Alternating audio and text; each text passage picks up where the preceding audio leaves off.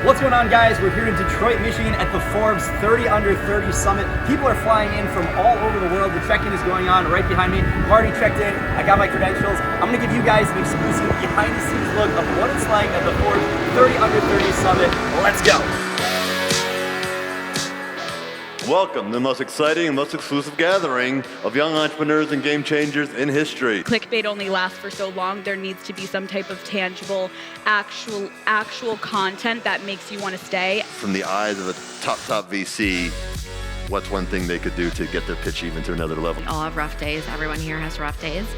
That's the stuff. Like, that's the magic. This year's Forbes 30 Under 30 Summit was amazing, and I'm so excited to share with you an exclusive inside look at what goes on at the summit and what the Forbes 30 Under 30 list is all about. Make sure you watch this video until the very end, because I'm going to share 3 things that I learned at this Forbes Summit, and I believe that these 3 things will have a huge impact not only on my own business, but also your business and anything that you choose to pursue in your life. If you're not familiar, every year Forbes pulls together a list of 30 of the most successful and accomplished entrepreneurs in North America across 20 different categories. From consumer technology to sports to finance, everyone selected for the Forbes 30 Under 30 list is highly accomplished and ambitious. To be on the list, you have to be under 30 years old and make big moves in your industry. Literally everyone at the Forbes Summit is the best in the world or close to it at what they do. I met some listers who are discovering new drugs and others who are creating new artificial intelligence applications that will truly change the world. The people on the 2021 list alone have raised over $1 billion collectively in funding, and others have built multi-million-dollar companies with no funding at all. I was on the list for consumer technology for my company, My Swim Pro. Our app was named App of the Year by Apple. We have over 1.5 million downloads, and it's the biggest fitness app in the world for swimmers. Here on my channel, I share what it's like building a global technology and media company and everything it takes to build a startup from the ground up. So if you're an entrepreneur or you're thinking of starting a company, you should definitely subscribe. The Forbes 30 Under 30 list is not exclusive to North America because there's a list for Asia, Europe, and Africa. If you're interested in learning how to actually make this year's list, make sure you check out the video I made outlining a step-by-step guide and my best advice for landing on the Forbes 30 Under 30 list. So what is the Forbes 30 Under 30 Summit all about? Well, 10 years ago, Forbes launched 30 Under 30 lists, and a decade later, the world has changed, but one thing has remained the same: the power of young people to come together and solve some of the world's trickiest problems. Being young, being a generation that grew up digital is actually an advantage. In 2014, the first Forbes 30 Under 30 Summit was held in Philadelphia. Then the summit moved to Boston in 2016, and fast forward to 2019, it was held in Detroit. I actually attended this Forbes Summit even though I wasn't technically on the list at the time. There was something like 10,000 people in attendance, and I got to see the Chainsmokers, Serena Williams, and meet dozens of entrepreneurs who are practically household names. Fast forward to 2020, and we had the pandemic. The Forbes Summit was essentially canceled and replaced with a hackathon. And this year, it's back in action and in person, and I was super pumped to attend. Unlike the summit in 2019, this year, it would be exclusive to Forbes 30 Under 30 listers who are fully vaccinated, and it would be capped at just 500 attendees. The 3-day conference took place in the beautiful Detroit Opera House, and there were a few additional invite-only events that were happening around the city. I attended one of these events at the Monarch Club, which is kind of like a spiffy rooftop in downtown Detroit. Now, the view was amazing, but the conversations and the people that I met were on another level. Literally everyone is at the top of their game and brings a worldly perspective to everything that they do. I even got to meet the Lieutenant Governor of Michigan. I met founders from Germany, South Korea, Taiwan, Singapore, and of course from all over the United States. But I will say the majority of the founders that I met were from New York City, San Francisco, Los Angeles,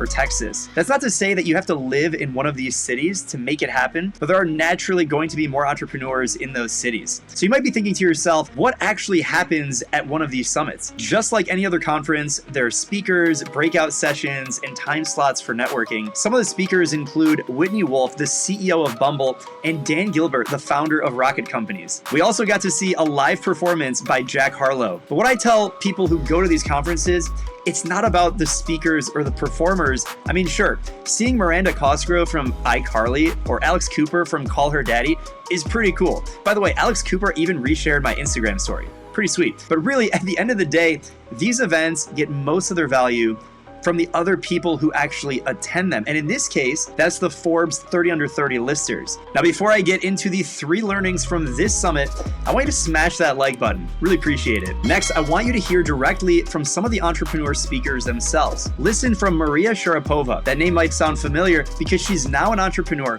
but at one point, she was the #1 tennis player in the world who became the first Russian woman to win Wimbledon and earned her silver medal at the 2012 London Olympics. I have to work on it. I have to prove myself because it took me years, more than 15 years to get to a professional stage. So it will just take time because it takes time to educate yourself and to learn and to be better, right? To be more professional, to be more knowledgeable.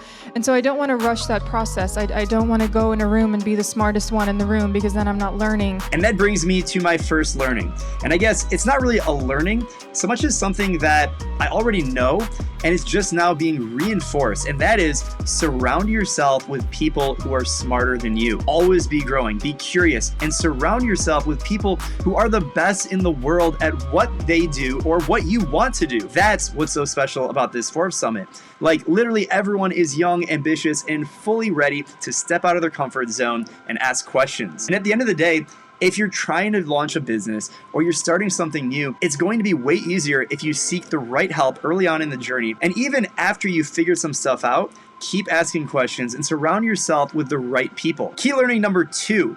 There are great ideas and difficult problems to solve all around you. If you don't have an idea for a company, that's okay. There are a plethora of problems that you can solve, and when it comes to solving those problems, you may not have all the answers, and that's okay. Here's what Dan Gilbert had to say about that. We just try to make sure we don't say just no matter when some people have ideas or there are certain things they want to do, we just want to listen to them, that's for sure.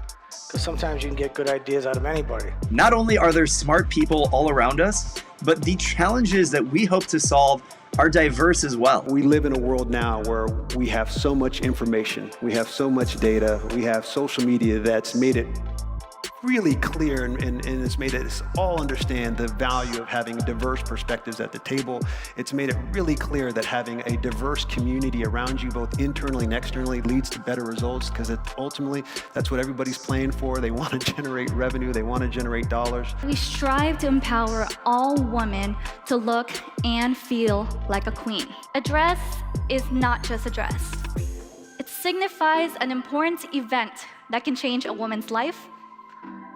A dress is a chance to get over one's fear and to find her inner confidence. A dress is a story of pure bliss, youth, love felt during prom. A dress is a moment that turns into a memory that can be remembered for years. And speaking of years, that brings me to key learning number 3, and that is you can always think bigger. Don't be afraid to change your community, your industry, or even the world. We're thinking decades, not days. And we're really, really focused on the long term. And I think that that's a good lesson for anybody in the audience, even if you're not going public, right? If you're raising money or you're, trying to get to that next milestone, not optimizing for these short-term daily wins and really just thinking big picture and staying so married to that long-term vision. Having vision means that we see a future world where we can insert ourselves and be a part of that community. Being an entrepreneur means that you have to live in the future and build what's missing. Don't get caught in the weeds, think long term, and make it happen. If you enjoyed this video, please subscribe and let me know if you were at the summit down below or if you're thinking of attending the summit in the future. I'd love to see you there. I'm also on social media, so you can follow me there. Thanks again for watching, and I'll see you at the next video. Peace.